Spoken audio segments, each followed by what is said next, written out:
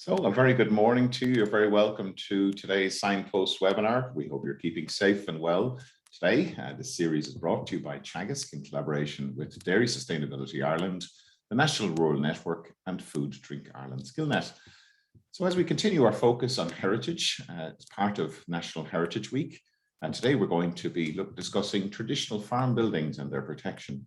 And I'm delighted to be joined by Anna Meenan, Project Manager with the GLAS Traditional Farm Buildings Grant Scheme with the National Heritage Council, and Dr. Catherine Keena, Countryside Management Specialist with Teagasc. You're very welcome, Anna, to the Signpost webinar series. Many thanks, Mark. Delighted to be here. And good morning to you, Catherine. How are you today? Good morning, Mark. Great. So Anna, could you tell us a little bit about the work that you're doing in the Heritage Council, so to give our viewers an understanding of what happens you're based in Kilkenny, is that right? We're based in Kilkenny in terms of in the Heritage Council. Well, the role I'm involved in is in the GLAS Traditional Farm Buildings Grant Scheme, but the Heritage Council itself, we're involved in lots of different programs. Underway obviously at the moment is Heritage Week. There's also Heritage in Schools programs. We're involved in towns. We're involved in archaeological conservation. For anybody who is watching nationwide during the week, you might have seen our Adopt a Monument program featured.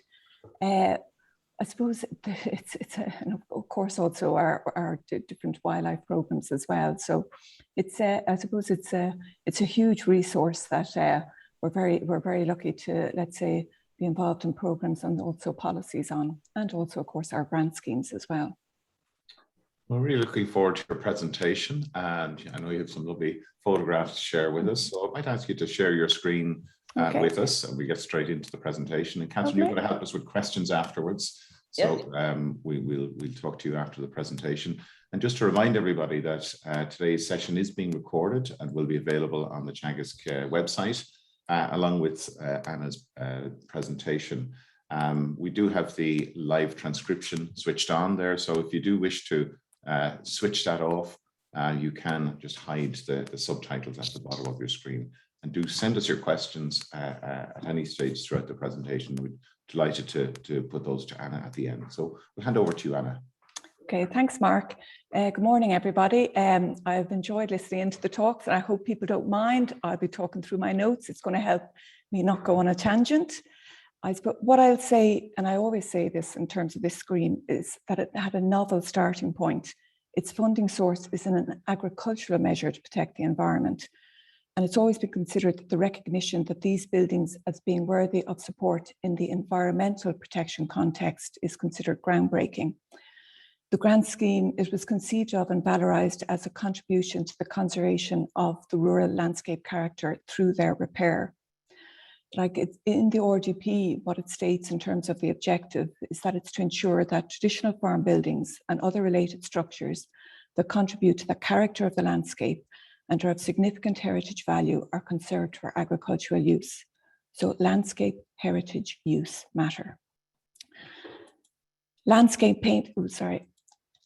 painting in Ireland often chooses as its theme the subsistence dwelling, set in the picturesque surroundings that sustain a mode of life. I suppose Paul Henry is the most famous in this. In Ireland, vernacular built heritage is practically synonymous with thatched roofed houses or cottages. They play a central role in the symbolic self-understanding of Irish people as rural, self-sufficient and resourceful. I suppose that this image has come under threat as a result of the forces of cultural modernisation, particularly in the latter half of the last century. And it's beginning to represent an ideal rather than a lived reality. And our particular concern is that if the image of the vernacular is fossilised, it will be seen to have disappeared. And it is very much part of our living tradition. The public value of the landscape continues to justify the funding for this scheme. House long gone, but outbuilding still remains. We support the conservation of many vernacular buildings on this scheme, and also most of the buildings that we support on the scheme, they're not, let's say, protected under any particular legislation, such as, as a protected structure. And vernacular built heritage in particular is connected to its immediate context. The building, it doesn't exist in isolation, it's created from its surroundings. This is a building just a few miles west of the Cager Fields in North Mayo that was supported. The scheme, it's always been aimed at getting farmers to put a cultural value on their building, and we've always had a question on the form asking farmers to tell us about its heritage interest. Just to note that there's a hill just cropped off to the left of this photo, and it's known as Slate Hill. That's how it's known locally. And that's the hill which provided the roof covering and the walls of this particular building. It's not named on any map, but was told to us by the farmer when informing us of its cultural value. Can you spot the farm building? This is a project in the Man Valley in Connemara. You might see the red tin roof there. I suppose MAM, it's in terms of the Old Irish, in terms of mountain pass, language and landscape. And this is it, let's say, in terms of closer up, and also again, in terms of the wider surrounding of the landscape. And the reason why I'm showing this photo, it took at least 3 years before the applicant could provide that photograph, even though I had a number of discussions with it. It's almost that he knows the building so well that he couldn't consider in terms of the landscape. It's the interconnectivity of everything. Like we look at the landscape, we look at the building, we look at the materials, we look at the people, but also the thing I always kind of try to, I suppose, elaborate is that it's called the Traditional Farm Buildings Grant Scheme. So, but what we take into account is its cultural heritage value, its landscape value, its habitat value, the environmental sustainability, and also what we call best value, including value for money. So value for money matters, but it's also the other values that matter just as equally. The emphasis in terms of the actual works or the projects is on the process rather than stylistic or aesthetic results. From the very beginning in devising the detailed aims of this scheme, we set out to encourage the owners of the buildings to carry out the repairs themselves. I suppose farmers always have had a reputation for being hands-on, and also the farm buildings aren't for human habitation, and this gives us scope for experimenting with traditional building techniques, as in a sense, I suppose the stakes are lower. One of our ambitions of the scheme is using materials gathered from the locality as far as possible. I suppose it's both sustainable and affordable. The farmer in the previous photograph on the left, that's Tommy Crehan in Galway, and this is his project, which is really quite exemplary. And those materials that were on display on the table are the materials that he used for carrying out the repairs here, and most of which were sourced from his own land, including the yellow daub, which is provided, that, let's say, the mortar or the pointing for that building. This is a very special case. This is the work of the daughter of a farming couple in County Mayo. She's a young woman in her early 20s. She wanted to carry out the mortar repairs herself, had never done it before. She had hoped to get the mortar of the building analysed, but there was quite a long waiting time, so she decided to try and match it up herself as closely as possible. That photo in the bottom right, that's an example of her mortar mix 7, and this is what she states. Colour is too orange when compared to the original mortar. Similar setting properties to mortar mix 6, soft and setting rate slow, easy to apply, not sandy looking enough compared to original mortar mix. The collection of sample proved to be quite difficult, and it was very overgrown and only visible in 2 locations. The colour is too strong of an orange. There's also not enough aggregates showing through the mortar. Next sample, mix sand with Grandad sand to increase aggregates. Keep lime content high to try and encourage a better setting rate. And it's Grandad sand because this was Grandad's farm, which he has taken on. And you can see the effort in terms of the top right of the various mortar mixtures she tried. I think it was 25, and in the end she went with mortar mix 24. And like, this isn't something that we asked to do for her to do. This is something she wanted to do. And something like that, you support someone in terms of that kind of experimentation. We asked that a conservation consultant be engaged to oversee repairs, but I suppose I would always consider our best projects have all been equal partnerships in terms of respect between conservation consultant, owner and builder where there is one employed. It's a kind of what you might call, in terms of the specification, it's not a formal building contract as such, but it can be quite an experimental approach, shared approach in terms of this is what I've tried, why not try this? We think this particular approach strengthens the relationship between people and their buildings. And this project is a particular exemplary project recognizing that, which was funded, and it's in Donegal, and it also represents the challenge of low-key repair, an excellent partnership between owner, builder, and conservation consultant. That roof covering, it's a stone slate known as Roisin slate. It's a slate distinctive to only a few square miles of the locality. This is north of Belcarra. And whilst the buildings are modest, they help represent the very special character of the area. Instantly, when I see that slate, I am transported. I know where I am. It was possible to quarry slates directly from an existing seam to the rear of the garden, just where you see on the left there. I suppose that whole idea of the land-bearing fruit. And also, just to note, these slates, they're originally fixed with wooden pegs embedded in lime mortar. And the builder tried a variety of materials in making up the new pegs. Now that's something very onerous to do. The local bog timber on the left produced a virtually identical result to the original. And also with bog oak, the ends splay slightly when hammered home, and this helps to keep the pegs in place. And also the same conservation consultant and builder have used the experience that they gained here in carrying out repairs to another similar roof structure in the locality.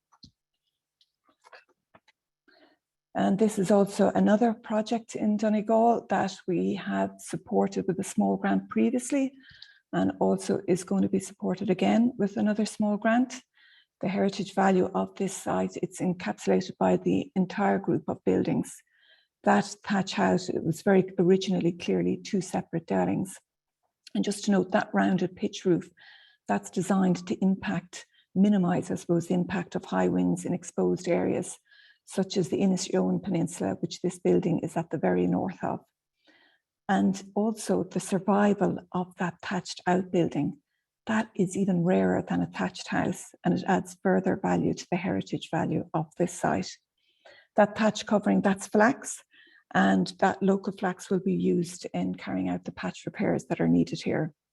It'll need to be pulled and also retted to improve the performance. When we consider works that needs to be done and that focus on need. The key conservation principle is minimum intervention. What I suppose how I describe it is as little as possible, but as much as necessary. What we're doing by trying to do that is we're focusing on an approach that is securing historic fabric, not just for heritage reasons, but also for environmental reasons. With a roof such as that, that's very intact parging.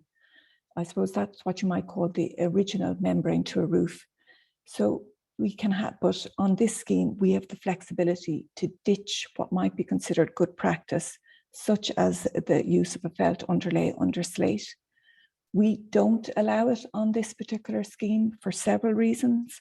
One being that the breathable version is considered deathly harmful to bats, and we want to protect them as much as the buildings. The builder here, he had come across using lime parging in the 1960s, but hadn't used it since. And he has since worked on a number of farm building projects where his skill in applying it, I must say, has really continued to develop. And just that photo on the left, parging needs a fiber component. You want it to stick, you don't want it falling down on top of your head. And cowtails is certainly a fiber component. There are washed cowtails that a farmer came up in terms of using in Galway. Now, not everybody would use this. There's other more modern materials that you can use and bought materials, but that's a free and local material. Annoying for the cows though. And I suppose another reason that we want to support parging is that we very much want to support traditional skills on this scheme, including the wet trades such as the plasterer. I call that beauty and utility. So if someone can apply lime parging to the underside of slates, they can also apply lime renders to walls. Our focus is on retaining and reusing as much of the materials on the buildings as possible.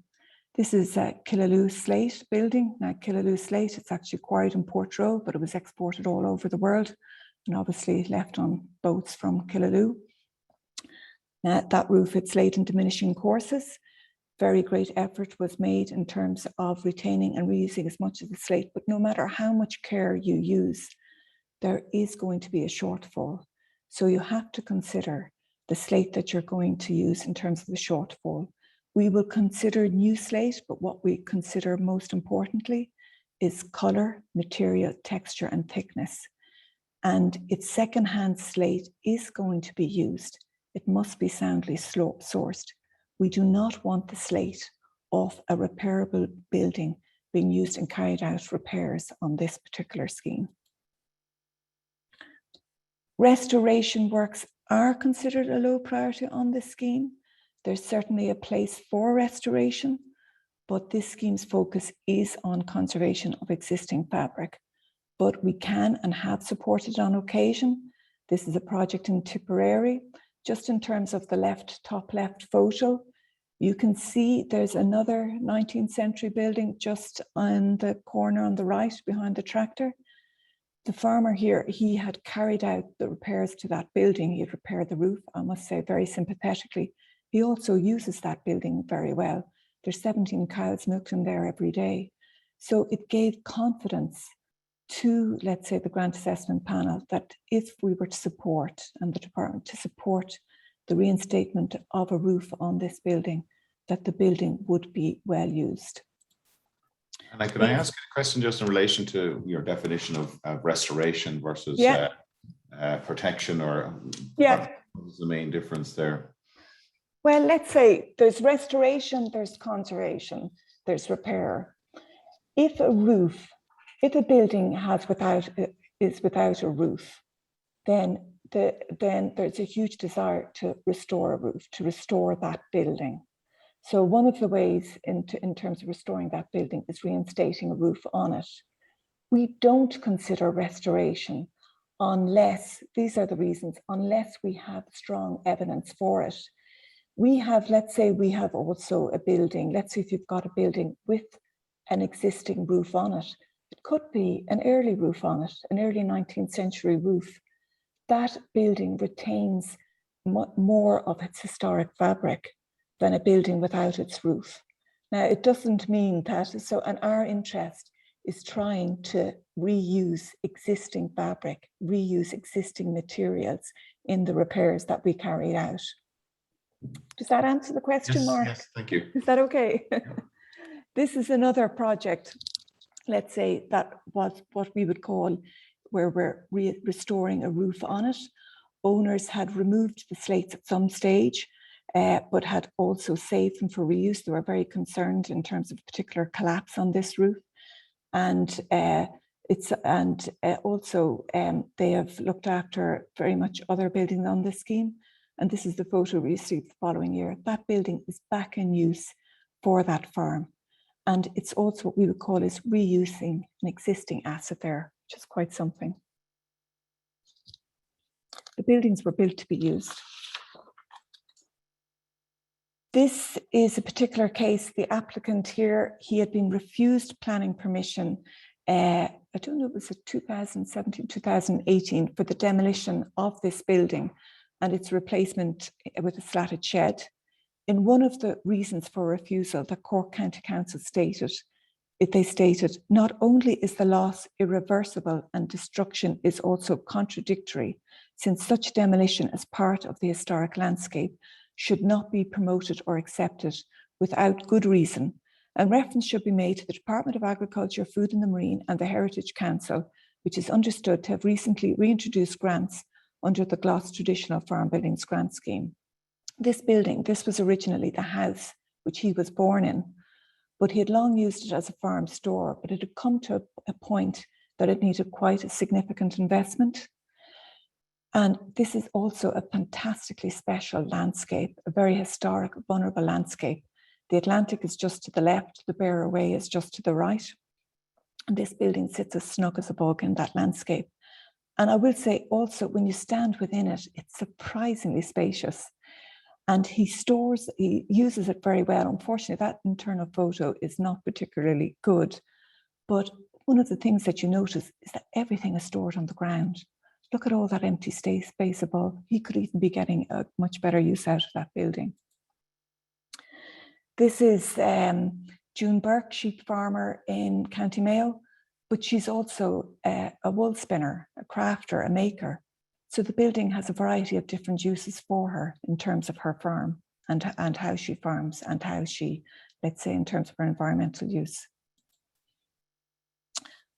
Another, I suppose, incredibly useful purpose for these buildings is serving as homes to wildlife. I think we had one project last year that didn't have maybe bats or birds, but I'm hoping that in terms of the repairs that we did carry out, that it now actually is serving as home for wildlife. A condition of offer on most of the projects is that an applicant must arrange to have a wildlife survey carried out to see what wildlife might be using it, and so that recommendations can be put in place to protect it and also perhaps also enhance it. There was a very significant maternity roost of Natteras last year. An applicant, stonemason, conservation consultant worked very closely with the ecologist to protect that roost and also to ever increase the potential of that building.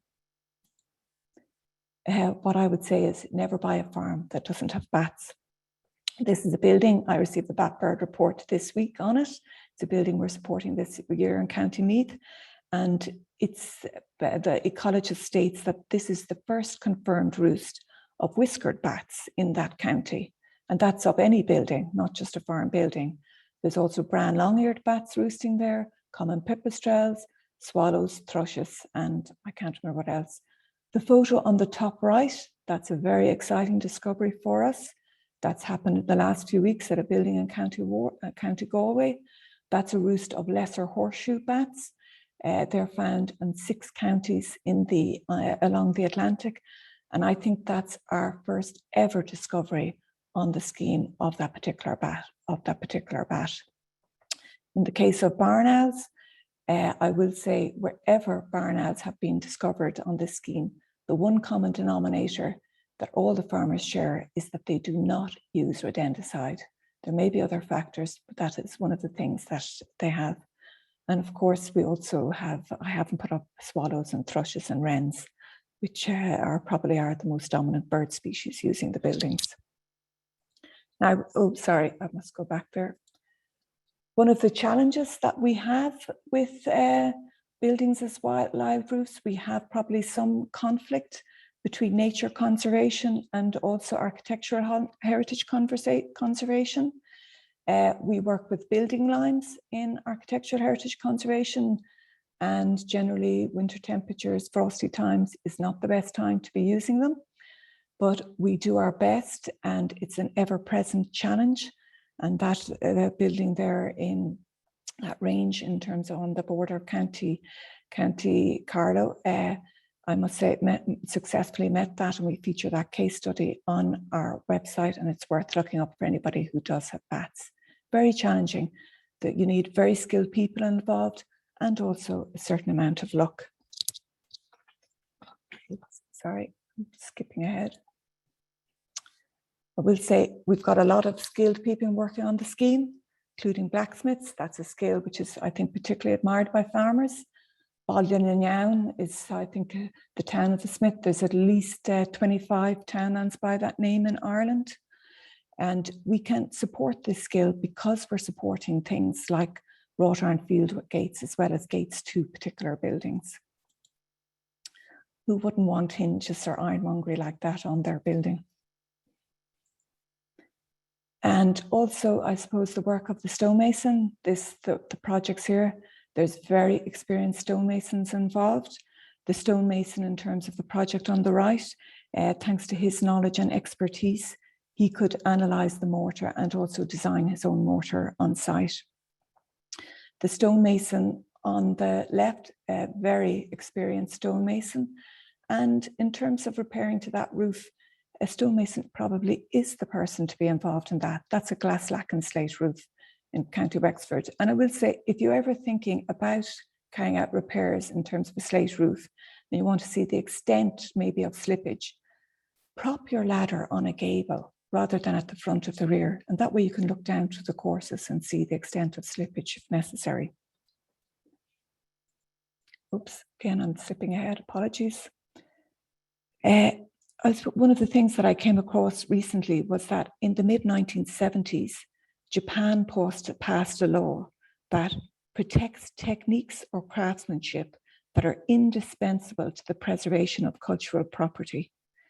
In Ireland, we have somewhere in the region, it's estimated 175,000 buildings still standing that were constructed before 1919. So that is traditionally built.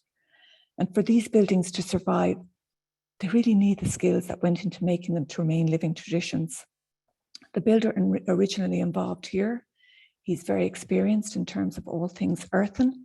He had previously rebuilt a ruinous 1700s clay building on his own land. And what he would say is a lot of people are curious about it and can't believe that clay can hold a wall up. Well, yes, it can.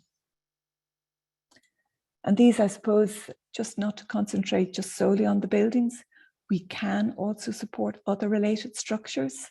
So we do have applications in this year for walled orchards, as well as a number of boundaries and field gates. That's a pack horse bridge on the top left. That was originally the main Dublin to Wicklow Road. Also a number of, let's say, dry stone boundaries. Field gates on the left. I'd love to see more applications coming in for wrought iron field gates. And also, much more rare, a Dungstead. I think I've only come across about 2 in the last few years. Oops, again, apologies. One of the other, I suppose, things that we really have to, these buildings are hosts of stories, memories, but also artifacts. It's not just rats that like wall plates, they can make great hiding places. The photo in the top left in terms of, let's say, the decade of commemorations that we're marking at the moment is quite a significant find. And the photo on the bottom right, that's a find that was made last year that the National Museum is particularly interested in, but has not yet been able to see. We found 2 in terms of the pike heads. And that's just a sample. There's so much still held on this building. Apologies. Signed in. Oh, cancel. Apologies. Cancel. Don't know what's happening there, Mark. Apologies. Apologies, it's not moving on for you, is it? Yeah, no, now we're okay. This is a different laptop that I'm using. Apologies, people. Now, this is a fascinating collection of farm buildings in County Donegal, and there is some historical information on it. That main house, which is at the top right, it appears to have been established in around 1690, so in the 17th century plantation period. It was extended in the late 19th century.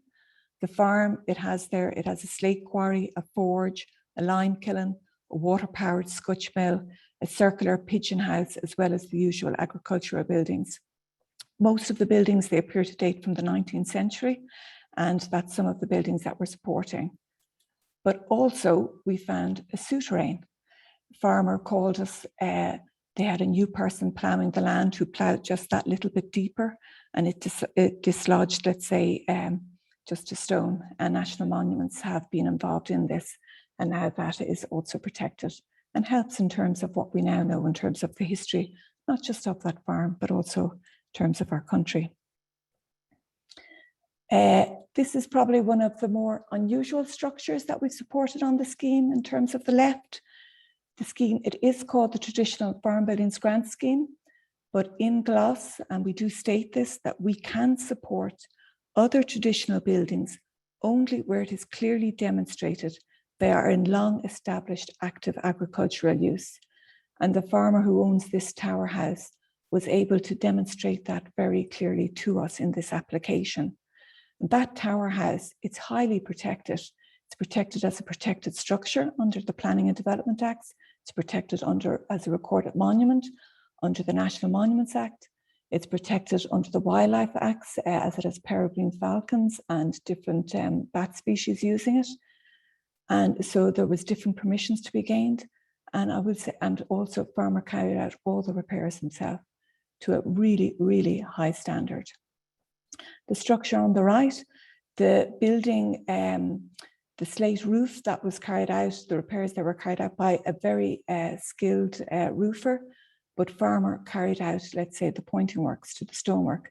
And he has a number of other structures here on this farm, including that medieval hall house. And we hope that maybe with the skills that he has acquired, that it will help him with permissions to continue to, let's say, secure the different structures here on there. Communication on heritage is key.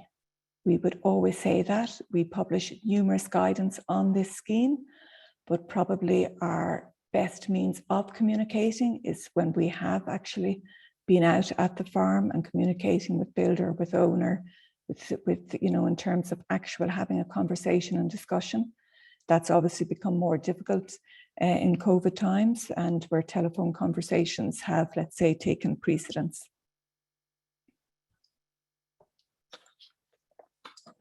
One of the conditions of the grant, we're always interested in extending the value of the grant, is that people must do something in terms of extending the public benefit of the grant. So a lot of farmers have held open days on their farm. That's probably the most popular means of doing it. And I will say, as a heritage body, it allows us to reach a farming community in a way maybe that we wouldn't be able to otherwise. And the training days, they are held on the buildings that are being supported on grant aid, and so obviously can serve as an exemplar for others who own such buildings. We've also organised training days with other organisations, such as the Building Lines Forum of Ireland, and we're funding a training day at Shankill Castle, Paulstown in County Kilkenny that was supported last year under the scheme. And that training day, it'll be repairing of, let's say, historic walls in terms of using hot lime and earthen mortars. And that's happening on the 4th of September. And it's a physical event. We also feature quite a number of case studies on the website, as well as now short films. And I do know that people are watching the short films, and they're also looking at those case studies where we've put up some very good detailed photo examples. Now, this is the work of a systems builder. Now, a systems builder, you know, they can build new, but we also know that we need people to know how to repair traditional load-bearing masonry. But I must say, this is a very good first attempt. Also, every year, apart from this year, we have our gathering, generally a Midlands location, where anybody who's going to be involved in a project, the farmer, the builder, conservation consultant, ecologist, planner, anybody who's going to be involved is welcome to attend. And I will say, what I think is, there's something special about gathering everybody in the one space, and also that it's not in their space. I suppose what I would say is, what next? We're in transitional arrangements this year and next year in terms of the scheme. We think we're doing good work on the scheme, that good things are happening, but what could we be doing differently? I will say we have our own ideas, but I'd really be interested in terms of hearing from others, what they could see in terms of how this scheme might change, how we could improve it, how we could enhance it, how we might change it, what's worth doing. So one of the things that I always think about, and things in terms of the scheme, they're contributors to the landscape. They're hosts of memories and skills. They're a useful resource. They're a host of embodied energy. You know, there's so many different things to them. They're a wildlife habitat. They're also, and something that I suppose we don't think about is the beauty that they contribute to our landscape. But I honestly don't know how I can quantify that. And I always end on this slide. If you're allowed to have a favorite grant applicant, this lady is it. Thanks for listening, and apologies for the little glitches in this. That's great, Anna. Thank you so much, and really Not at enjoyed all. the presentation. And it's nice not to be looking at graphs and text for a change. So really do. We have them, but I thought I'd leave them out. You spared us. I did. A lot of questions coming through there from people around buildings that they would love to conserve, but they're not in the GLAS scheme. Yeah. Are there supports for projects like that out there? It's difficult. I mean, let's say the GLAS traditional farm building, so you have to be in GLAS. If your building is a protected structure, the local authorities run grant schemes. There's the Built Heritage Investment Scheme. There's also the Historic Structure Scheme. Also, when I'm saying last year, this year, for the first time, there was a pilot scheme for a vernacular structures fund. And that could have been very interesting to people who own, let's say, who have farm buildings, whether they're dwellings or, let's say, outbuildings. Now, it was a pilot scheme. It was a small enough pot of money, but like it's an introductory scheme. The department is looking at, let's say, a vernacular built heritage strategy. So I would be quite hopeful that that scheme might, let's say, come about in terms of in the future, you know. We've also have our community heritage grant scheme, and we have supported buildings on that scheme. But that scheme, it's in terms of, let's say, for community benefit. So if it was something in terms of, let's say, your private dwelling, that wouldn't be eligible under the scheme. Catherine, Anna mentioned the issue of rodenticides and the wider issue of secondary poisoning. What is the advice there for farmers around this, and do we know the scale of the problem in Ireland? There's definitely a problem. I mean, it has been shown in the barn owls. You know how many of them have, a high percentage of them have rodenticide in their bodies when they're dead. Now, I suppose ideally use none. Go back to the cats, the traditional way. The number of farmers I would see who don't use it tend to have cats around the place. But then for the general, we're not going to, I'd say maybe, I don't know, just on GLAS courses, we did a series on each around the country, and I would say maybe 10% maybe weren't using it. That was just very rough. So for the others, they're probably not going to stop overnight. But most importantly, Mark, I think is the change from what we as advisors would have said way back, as to keep it out all the time, to following there's a lot of effort gone into developing a code of best practice for the campaign of responsible rodenticide use. So I think every farmer, and it's not very well known, we've done our best, but it is difficult to get out there. So, and the big change in one sentence, I suppose, Mark, is rather than leaving it out all the time, if you do have an infestation, and we must say we do not want rodents around food on a farm, so we're not advocating for that. But if you have a problem, it's a case of blitz it, do it properly, record, you know. So the campaign for responsible rodenticide use is something perhaps we should cover at some other stage. But yeah. Thanks, Catherine.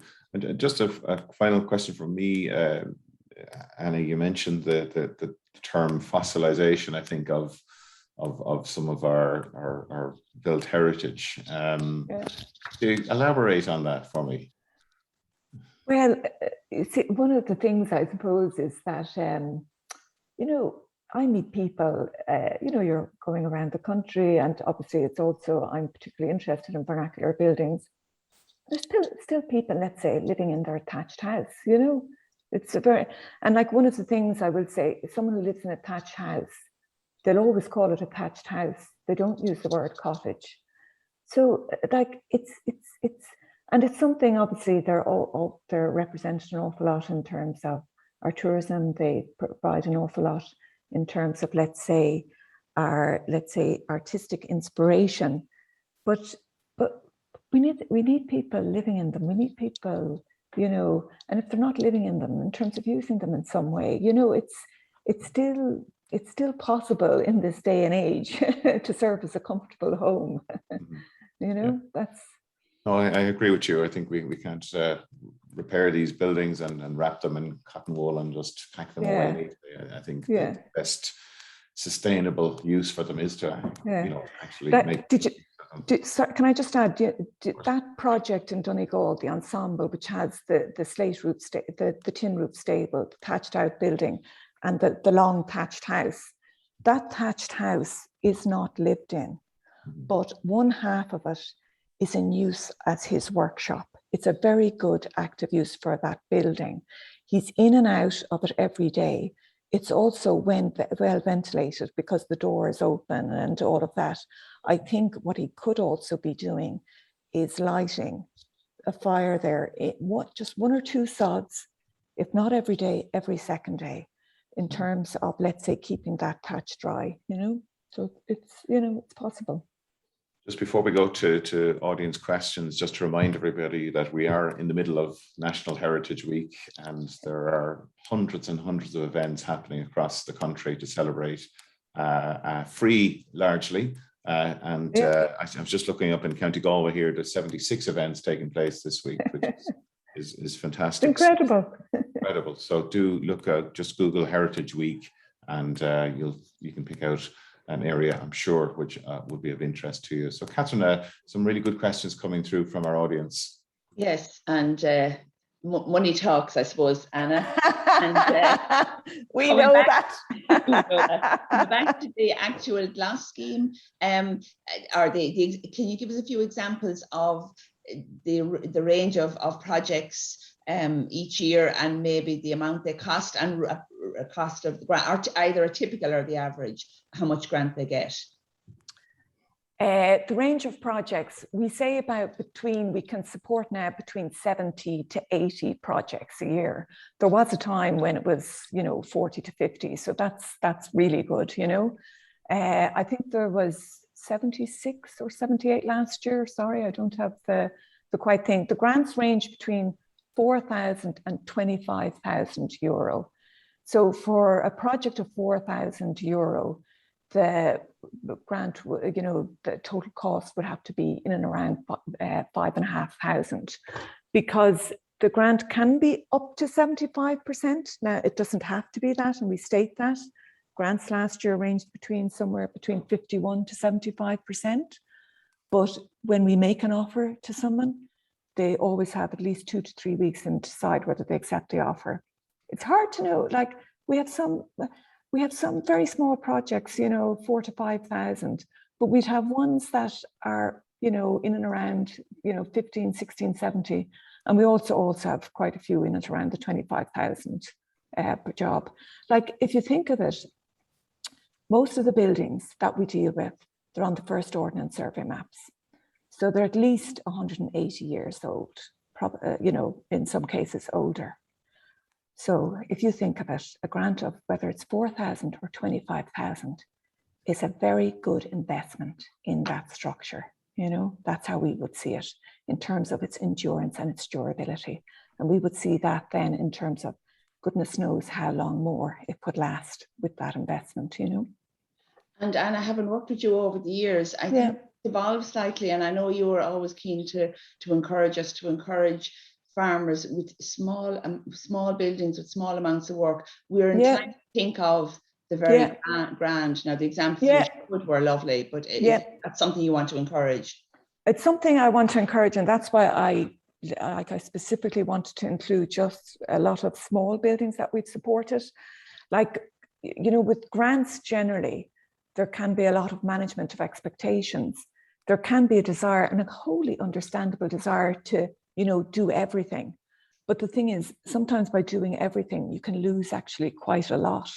Like, one of the things that we try and do is we're trying to, let's say, keep a lot of the historic fabric that gives that building its character.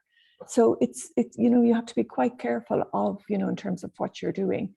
And also, you can also, the buildings aren't habitable. They're used for the farm. So things that maybe you could not get away with if you were living in a house, you can get away with in terms of a farm building. It's quite something in terms of how they can endure with, a little bit of, what I call, like, say, judicious works, And maybe just one more, Mark, before I go back to you. I know you use the word weatherproofing a lot, and there's one question there about, is it better to put a modern roof on an old building to help preserve it and make use of it rather than leaving it unroofed and falling away?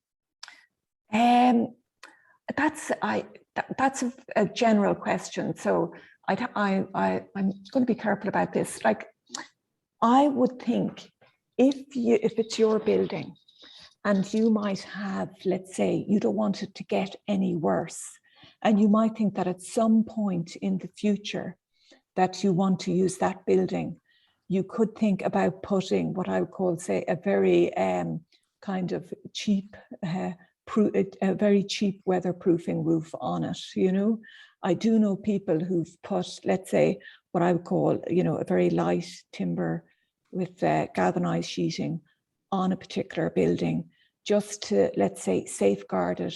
You're not having water coming down the wall tops. And it means that it's giving them the time. Now, they're not in gloss or anything, but it's giving them the time to think about, when they do have the resources, what they could do with that building and how they might use it, you know. Now, is there any advice you can offer farmers when it comes to choosing a builder and a conservation architect, when it comes to getting the best advice and getting that team in place? Oh, what advice? What you could probably, well, definitely have, first of all, have a conversation with someone. And I always say, like, first, you know, you have to feel comfortable with whoever you're talking to. That will kind of matter. But like somebody, let's say, I would talk to somebody in terms of, and chat to them in terms of the kind of work that they have been involved in and what they might have worked on. And somebody who has worked, let's say, in stone in particular, or on old buildings, they would tend to wax lyrical because they have such a love for stone. And that's usually a very good starting point. The same way, if you, let's say, with thatch, I would say in terms of thatch, whatever about looking when something is newly thatched, see the works maybe that thatcher has done 5-6 years ago and see how that roof is. So you're looking. So if you can also get to see something that they have repaired, and also maybe talk to somebody who has worked with that builder, that would be also another point, you know. That's good advice. We had Hugh Carey last week from the National Monuments Service. That's right, yeah, I was listening in. A really fascinating presentation from Hugh. And one of the points we discussed was the common agricultural policy and the maybe the lack or the apparent lack of mention of archaeology in the future plans. Are you happy about the direction which the CAP is going around these heritage buildings, or what would you like to see happening? We're in the middle of a consultation period now at the moment. Yeah. CAP strategic plan in Ireland. Yeah, we certainly want to see the farm building scheme continue, you know, in terms of agriculture.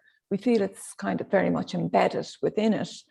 But we've like, one of the things that I've thought about, particularly in the last couple of years, that doesn't come a lot up generally, not just in terms of the historic farm buildings, but generally all our historic, you know, buildings, is like, you know, we're part of the EU Green Deal now, and you know, there's an awful lot coming down the tracks in terms of retrofitting, and like, we have this massive existing resource in terms of historic buildings, massive. They're all over the country, and they are host and embodied energy. The materials are already there, they're in them, they've already been built, it's there. So we're not using the energy to do that. We need to do much more work in that area. That's something that I would like to, let's say, do more on, let's say, particularly for the scheme. But like the scheme, we can't, let's say, for instance, we can't consider hay barns, you know, the corrugated iron hay barns, which originally came in around 1900 under a grant scheme. There's at least 50,000 of them around the country. We can't grant aid them under this particular scheme. Should we be also looking at them? Should we be looking at the gloss requirement? The grants that are supported, the grants are in terms of capital funding, capital works. So we can't look at areas of research, we can't look at areas of education, we can't look at areas really of conservation plans, so feasibility studies. So should we also be looking at that? But we are interested, to be honest, in other people telling us what they might like to see, how the scheme could develop and change, so. Do you have plans to have a public consultation or engage with the farming community around that? We do have, there are plans with the department in terms of, let's say, an evaluation of the scheme. So we will be reaching out to stakeholders at that end. But to be honest, anybody who has any ideas about how they might like to scheme, they're very welcome to email me, and we'll take anything on board. Really, it's quite interesting, Catherine, a few more questions coming through there from our audience. Yeah, I suppose advisors wanting to know, or is there a plan for, we'd say, applications in 2021 and 2022, or any time scale, or any, and would REAP be eligible, or is it just GLAS at the moment? Well, it's definitely, well, our scheme is, grants are issued. There's somewhere in the region of 80 to 90 projects, and that number will probably fall at the moment that have been offered, a grant. So that's 2021. In 2022, we'll still be in transitional arrangements. So I do think the GLAS requirement will be still there. Now, I don't know, because there will still obviously be farmers in GLAS, and it's beyond that we're looking at. So it's probably, in a way, it's still too early in terms of next year, in terms of, let's say, that GLAS requirement. That's something that would have to be agreed with the Department of Agriculture. And timing, I think it was last autumn, we had those applications for the 80 you spoke about. So are we talking about this autumn for next year's applications, or next spring? No, it was actually, it opened in March this year, Catherine, sorry. Yes. So it'll probably, I'd say we don't open the scheme until we know the funding that's available for it. And generally the way government and department works is that, funding is allocated, and, budgets are being sorted now, and it takes quite some time. So I would think it'll probably be early in 2022, A question coming through here from a farmer who did apply to the scheme and was refused, but is looking for advice on how to maybe improve or get some guidance on how maybe he can be successful in the future. How should he, in this case, where can he go to for advice, that type of advice? He should probably contact us if he hasn't already. I mean, one of the things is this year we received somewhere in the region of 375 applications, I think. So if you've got funding for 70 to 80 projects, there's going to be more people that don't get a grant offer than do. But we have a system of screening that's carried out first, and then also of assessment. So I don't know if this particular farmer, if the application, if it failed on screening, that means that he was missing just particular required information. But if it failed on scoring, that's something that we could talk about, you know what I mean, whether it's possible to improve that score. But also if it failed on screening, that certainly should be easy to improve on. That project that I showed in the Man Valley, the farmer with the tin roof and the building built into the hillside, he failed every year, first year, second year, third year. We kept saying, please provide the photo of the building and the wider surroundings. We never received it. Sometimes what happens is you'll get the photo from the building of the wider surroundings rather than the building. People don't particularly recognize that. And we've tried to do quite a bit of work on that. And I think it was either the third or fourth year that we got some very good photographs as well as other information from him. So, but that farmer is welcome to contact us, in terms of, let's say, this particular application this year. I presume, Catherine, the advice as well is to talk to your local advisor who can provide assistance there with that process. Yes, absolutely. And I mean, we have tried we've used fantastic material from Anna in our courses, Mark, so some of that information is available through Teagasc. Actually, that same farmer was just asking a question about a lime kiln that he has on his farm. Oh. That is in need of repair before it disintegrates, and is asking, is this eligible? Does that fall under a monument or a traditional building category? I will say the lime kiln is not eligible because one of the things in terms of the, let's say, what we might call other related structures is that, you know, it must be serving a purpose for the farm. If you think, let's say, a field boundary, that's the boundary for holding in, you know, the sheep or the cattle, and the field gates is providing the access. The lime kiln, of which there are many, many throughout the country, is not particularly eligible on this scheme. I will say, I don't know if it's actually happened yet, and I don't know where this lime kiln is. I know the Heritage Officer, Joe Gallagher in Donegal, wants to carry out a survey of lime kilns in the county. So that may be something that other Heritage Officers do. And if something like that happens, I don't know then if there would be a possibility of funding at some stage. But at the moment, no, there's not.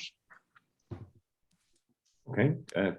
Catherine, have you any final questions or comments? About a house with mud walls. Beautiful. Is it eligible for repairs? Or for under the scheme, is it eligible? If it's a house with mud walls, it's a little bit like the tower house that we showed. We can only support other buildings. The scheme is the traditional farm building scheme. So the primary buildings that have always been supported and are eligible are barns, stables, dairies, byres, hen houses. But we also, and it's in the criteria, that we can consider other traditional buildings provided that they are in active agricultural use. So if that building is in active agricultural use for the farm, then it would be considered an eligible building. Very good. And we've just come up on time. Great. I want to thank you very much for your presentation. A lot of compliments coming through in the Q&A here. Oh, thanks very much. Yeah. People really find it fascinating, and I think people are maybe not aware sometimes of that side of the work that we do here in Teagasc and the Heritage Council. So it's nice to touch on that. I suppose a final reminder to everybody: do log on to National Heritage Week. Absolutely. heritageweek.ie and see what's on your doorstep. Catherine, thanks very much for helping with questions and your advice as well for our viewers today. And next week, we'll be talking to Suzanne Higgins from AFBI, who's going to be talking to us about optimal fertilization for more extensive systems. So we look forward to Suzanne joining us next week. A reminder again, today's webinar will be available on the Teagasc website along with Anna's presentation. So we do look forward to seeing you next week again. Thanks to our production team, Yvonne Maher, Andy Boland and Pat Murphy. And again, thanks, Catherine, for your help in putting together this part of the series. So we will talk to you all again next week. Thanks again. Thank you. Bye-bye. Thanks, Mark. Thanks, Catherine. Thanks, everyone.